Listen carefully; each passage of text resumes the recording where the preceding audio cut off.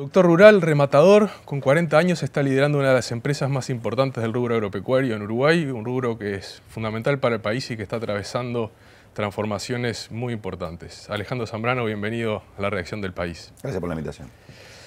Un poco la entrevista esta surgió el otro día que fuimos al evento del agrobono y sorprendía mucho la sofisticación financiera de eso, que lo sumamos al uso de drones, tecnología, remates por pantalla. ¿Cuánto ha cambiado el agro en los últimos 20 años? Y bueno, sí, la verdad que sí, ha cambiado mucho, ¿no? La empresa nuestra que cumplió 28 años el pasado 15 de mayo, bueno, ha sido gran parte de esa historia reciente, por decir una manera, de esta transición o ese cambio rápido que se ha dado. Ayudado, creo yo, primero que nada, por una década y algo del boom de lo que producimos, ¿no? O sea, la carne, sean los lácteos, sean los granos. La verdad que eso ha traído muchos inversores, mucha gente del exterior, sobre todo de la vecina orilla. Como decía el difunto Jorge Valle, la verdad que a la Argentina le debemos, entre otras cosas, la tecnificación de la agricultura, ¿no? Muchos argentinos que saliendo de esos años difíciles que tuvo la producción en ese país, se vinieron a instalar a Uruguay. Y bueno, y no es que nos hayan enseñado a producir de una manera distinta, pero sí, obviamente, se incorporó de manera más rápida una forma de trabajar o de producir que no estábamos acostumbrados. Todo eso creo que llevó a tener una década y algo, como decíamos tú, algo más de una década, de cambios muy rápidos y una forma de producir también distinta, obviamente acercándonos de manera más rápida a cómo se maneja en el mundo en general la producción agropecuaria. Ahora, estos cambios, hoy en día, ¿es más fácil o más difícil ganar plata con el campo? Y bueno, yo creo que es cada vez más difícil en este Uruguay de hoy en día.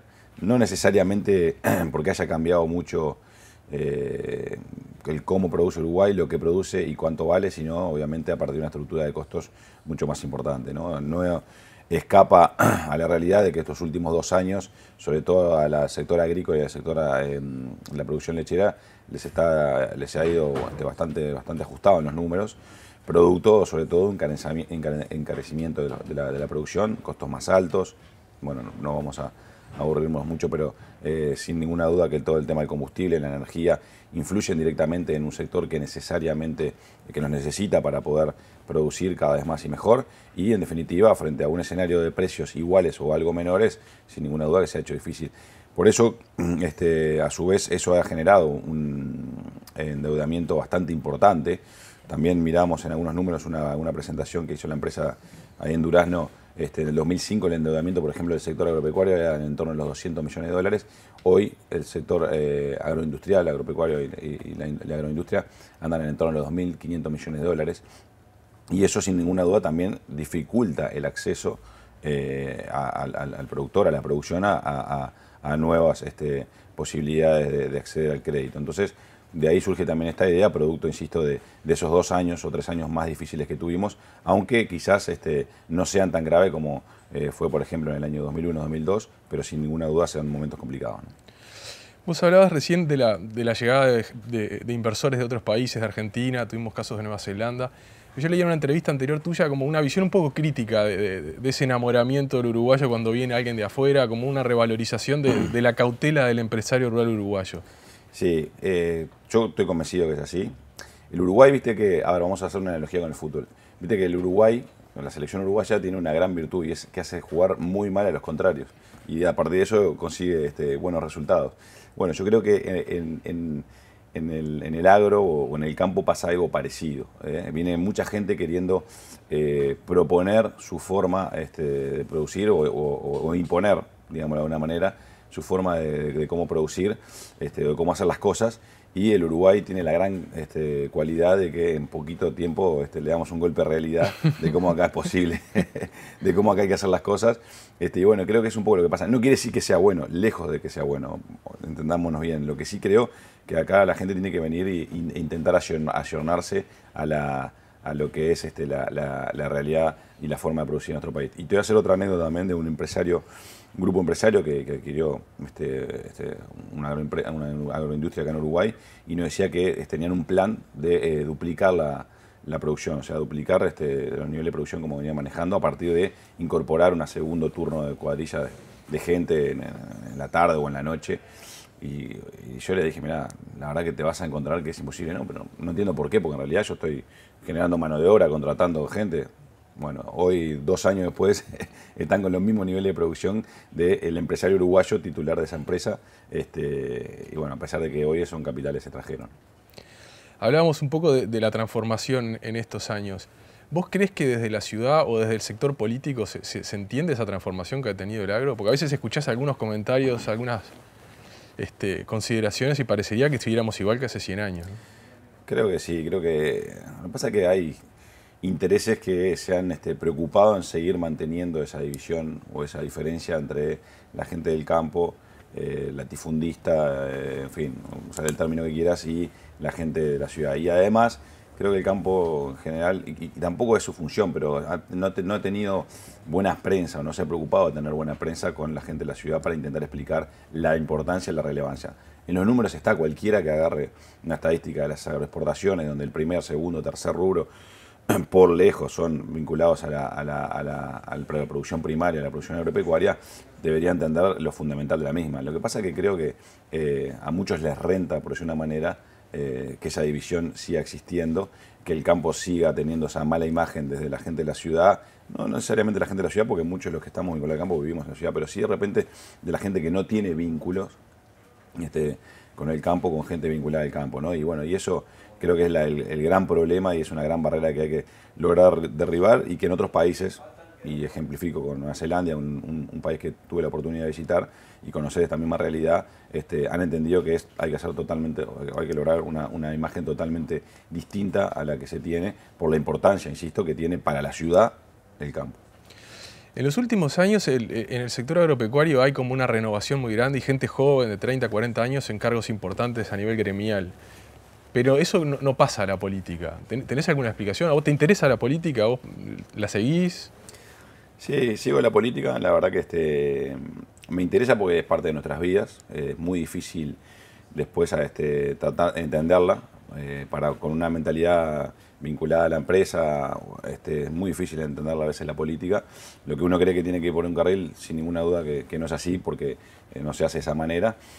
La verdad que también lo que veo hoy es que el actual gobierno, que va a llevar 3 periodos en el mismo, obviamente se ha rodeado de otro, o tiene otro entorno, lo cual ha generado que mucha gente que antes se vinculaba en distintas áreas vinculadas al Ejecutivo, vinculadas a la agropecuaria, hoy no tiene la oportunidad de seguir una carrera política, sí tiene oportunidad de hacerlo. Y bueno, eso creo que también ha hecho que mucha gente deje obviamente de nuestro entorno, deje de estar mirando esa posibilidad. La verdad que como empresario no me doy cuenta, no me encuentro en la política de ninguna manera, salvo sí apoyando al candidato, pero más que al candidato, que creo que es algo que pasa en nuestras generaciones, apoyar el proyecto, ¿no? Apoyar a la gente que está en el entorno. Yo normalmente cuando voto, no voto, y he votado a casi todos los partidos, no voto al candidato, sino me fijo mucho a quién está o a quién puedo apoyar que esté en el entorno de ese candidato, y creo que eso también es en general lo que le pasa a nuestras generaciones, y bueno, por ahí puede haber un alejamiento de las nuevas generaciones con la política un poco por ese tema, ¿no? ¿Seguiste el tema de la discusión de las 8 horas de trabajo rural? Es un tema que probablemente concitó todos los estereotipos, todas las discusiones más confrontativas, ¿no? Sí, a mí me toca tratar mucho con gente que trabaja en el campo, con capataces, con peones, con administradores que a veces viven en el campo, y en muchos casos la gente de más edad, te diría que prácticamente no practica las 8 horas porque es inviable. Realmente es inviable porque no solamente es trabajar, sino que tu lugar de trabajo es tu lugar de donde vivís con tu familia en muchos casos. Y me consta de que realmente hay una muy buena sinergia y es un lugar muy sano y hace mucho bien. Si querés, el problema es la falta de infraestructura. O sea, lo que pasa es que creo que también con las 8 horas lo que se ha querido disfrazar de alguna manera es esa falta de desarrollo, esa falta de infraestructura que el Uruguay profundo, el Uruguay adentro tiene. También te voy a poner un ejemplo. Yo viajo casi todos los años, hago un viaje vinculado al agro en otros países, y me ha tocado ir un par de años a Estados Unidos, obviamente recorrer el Estados Unidos ganadero, por decir una manera. Y la verdad que la familia, todos los establecimientos son atendidos por la propia familia. Y crían a sus hijos y tienen a su vida familiar en el propio establecimiento donde a su vez trabajan. Lo que pasa es que a 5, 10, 15 minutos hay una escuela de primer nivel donde esa familia manda a sus hijos, hay un internet de primer nivel, donde también en los días, por ejemplo, en Estados Unidos nieva bastante, entonces eventualmente algunas clases se hacen a distancia, donde las rutas son también de primer nivel, donde uno puede acceder a comprar no sé, los comestibles a 10, 15, 20 minutos. Entonces ese desarrollo hace mucho más viable el poder vivir en el campo, y en ese caso las propias familias son las que atienden sus establecimientos, y te digo que tampoco existe 8 horas ninguna ahí. Ahora en los últimos días hemos tenido un poco, en los últimos meses más bien, todo este tema de los problemas ambientales, sobre todo en los cauces de agua, en los ríos, información preocupante de eso, y muchas veces se señala como que la agricultura o parte del sector agropecuario es responsable. ¿Cómo lo ves vos, siendo una nueva generación, digamos? ¿Te preocupa el tema ambiental? ¿Qué balance haces de ese problema? Sí, me parece que el Uruguay en general en la región es un país bastante serio en ese sentido. Se ha trabajado mucho, tenemos, por ejemplo, los planes de uso de manejo de suelos que ha instalado, en lo cual insistió bastante el Ministerio de Ganadería, Agricultura y Pesca. Creo que son una buena noticia. Hace poco tuvimos una visita del exterior también, un inglés que quería ver cómo se manejaban la parte de las rentas agrícolas, y le comentamos y le mostramos todo esto y quedaron gratamente sorprendidos, más allá de que la topografía ahí es distinta, y obviamente acá en realidad se hace básicamente para no perder la calidad y la fertilidad de los suelos. Pero creo que hay una conciencia de ese Uruguay natural y en hacer las cosas bastante bien.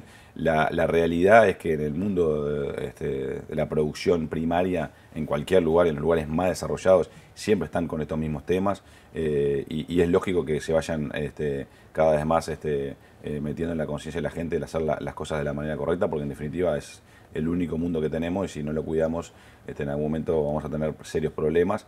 Pero creo que hay cosas más graves, y a veces se utiliza este tema ambiental vinculado a ejemplo, las emisiones de la ganadería como factor de influencia en el efecto invernadero, para distraer otros actores mucho más grandes y que inciden mucho más en estos temas. Entonces a veces hay que tener un poquito de cuidado, informarse bien, y obviamente seguir intentando hacer las cosas y corregirlas, lo que se está haciendo mal, ¿no? ¿Y lo del petróleo, cómo lo ves? ¿Lo ves como algo positivo o te preocupa? He hablado con varias gente del sector agropecuario que lo ven con un poco más de cuidado que otras inversiones. El petróleo en tierra, digamos, lo que se está hablando ahí por Paysandú. Sí, me toca bastante directo, tengo conocido trabajando en la empresa, sé que son gente que hace las cosas muy bien y muy serias, están trabajando hace más tiempo de lo que ha empezado a salir ahora de las noticias, y también me consta de que han dado los pasos con mucho cuidado, y bueno, y que incluso algunas de esas noticias que han salido han sido un poco también dirigidas por gente que tiene ambientalistas, que tienen intereses en que el proyecto no salga adelante. Yo creo que para el Uruguay es buena noticia. El problema no es el petróleo en sí, sino cómo se gestiona después. Tenemos ejemplos en esta Latinoamérica de que en general se gestiona bastante mal esos recursos tan importantes. Creo que sería, obviamente, en una primera instancia, una muy buena noticia que se encontrara petróleo. A referencia de también algún comentario que ha salido con respecto a que se va a hacer a través del fracking y no en base a pozos, eso no va a ser así. Tengo bastante información de que no va a ser el caso. Creo que es una buena noticia. El gran problema, insisto, es cómo se gestiona. Y ya creo que ANCAP, que en definitiva es quien a la larga de alguna manera va a gestionar esos recursos si es que realmente aparecen, ahí sí, a esta ANCAP que tenemos hoy no le tengo confianza. Hace un par de semanas le hicimos una entrevista acá en el diario al ingeniero Grompone que decía algunas cosas siempre medias impactantes, ¿no? Por ejemplo, él cuestionaba que apostáramos demasiado a los productos primarios, al alimento. Decía, ya se están produciendo carne en laboratorio, decía. ¿Cuánto tiempo va a demorar eso en llegar al supermercado? ¿Vos lo seguís ese tema? ¿Te preocupa? ¿Lo ves como una realidad? ¿Algo de ciencia ficción? Mira, yo creo que las cosas van a ir pasando, demorarán más o menos, como tenemos también ese tema de los autos que no precisan choferes, también algo que ha ido de a poquito mostrando que va a demorar más de lo que pensábamos, como por ejemplo el otro día discutíamos también que ya hay autos voladores, es decir, que no precisan rutas, que para acá, para el Uruguay, te digo, vendría muy bien que si existieran estos autos ahora. Pero lo que yo creo que las cosas, si se tienen que dar, se van a dar. Ahora, por un lado pasa eso y por otro lado tenés este tema ambientalista, algo de ambientalismo, el tema de la producción natural. Entonces, van una en contra de la otra. No quiere decir que el día de mañana no estén las dos opciones o las dos alternativas arriba de la mesa. La tecnología es algo válido, pasa, por ejemplo, en la agricultura, en donde tenemos los eventos híbridos que se llaman, donde se incorpora genéticamente a una planta la posibilidad de, no sé, de combatir de una manera distinta una plaga. Bueno, creo que eso también es un hecho bueno, un hecho positivo en un mundo que crece exponencialmente. Hay que ver la curva de crecimiento del Uruguay, del mundo, perdón, impresiona en las últimas décadas, y donde los alimentos van a ser seguro cada vez más necesarios. Si hay algo que se va a precisar, además del aire y los recursos hídricos, va a ser los alimentos. Así que no me preocupo porque creo que la demanda va a ser muy importante y bueno, y sí lo que sí por ahí hay que estar más atento es a que las cosas que se hacen nuevas se hagan bien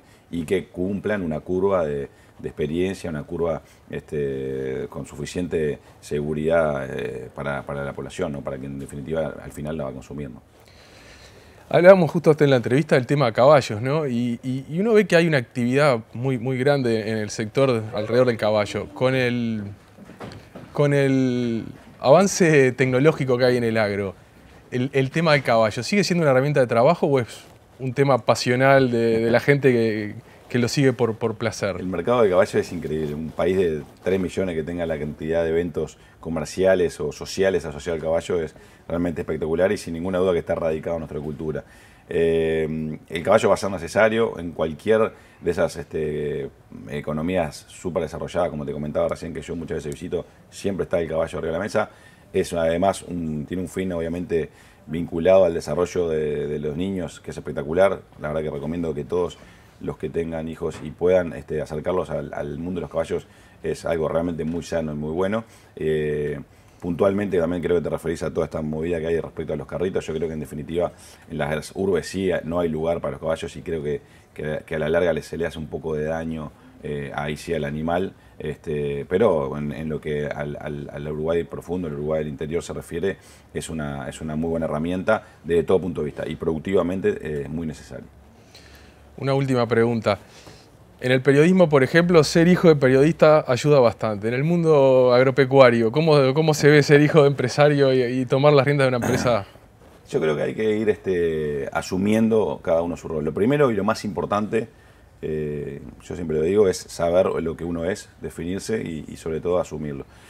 Tengo un cliente amigo, nosotros en la relación de la empresa, que es una empresa de servicio más que nada, uno genera una relación de amistad muchas veces con los clientes. Y tengo un cliente que siempre me insiste que nosotros, los rematadores, somos como los políticos. Perdón, los rematadores y los políticos somos como el hornero, trabajamos con el pico.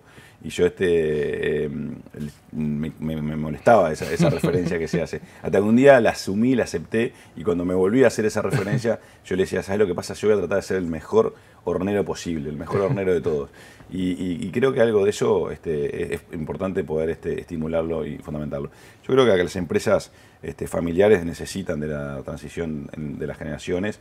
Te aclaro que en la empresa no soy solo yo, dentro de los familiares que estamos trabajando en la misma, están mis hermanos que son Agustín y María, y también mi hermano el arquitecto de alguna manera está vinculado a la empresa, y yo creo que obviamente la empresa va en camino a que nosotros quedemos al frente de la misma, y creo que realmente en la gestión de esa transición está muchas veces explicada el éxito, si se logra hacerla bien, de una empresa en el largo plazo. También te voy a poner un ejemplo que muchas veces me decían, bueno, ¿qué es lo que se precisa, qué es lo más importante en una empresa familiar para lograr un éxito? Yo creo que lo más importante es saber gestionar la derrota. Eso es lo más importante. Vamos a decir, bueno, ¿qué tiene que ver? Ningún empresario exitoso que haya fundado una empresa le gusta perder, a nada. ¿Ah? Y en la empresa, y sobre todo en las empresas familiares, hay pequeñas batallas que se dan todos los días, entre el director o el dueño o el jefe de familia, y nosotros que estamos queriendo empezar a tener ese puesto, por decirlo de una manera. Y la verdad que las empresas que muchas veces fracasan no llegan a hacer esa transición. ¿Por qué? Porque el dueño o el jefe de familia no asume ninguna pérdida. Cuando tiene la inteligencia suficiente de empezar a asumir esas pérdidas, que quiere decir empezar o asumir esas derrotas, que quiere decir empezar a dejar delegar a las generaciones que vienen atrás con ideas nuevas que son distintas y muchas veces difíciles de asimilar por gente de otras generaciones, creo que ahí es donde se puede llegar a lograr una empresa familiar exitosa y que sobre todo esté mucho tiempo en el mercado. Bueno, Alejandro, muchas gracias por venir acá a la redacción del País. Gracias a ustedes por la invitación.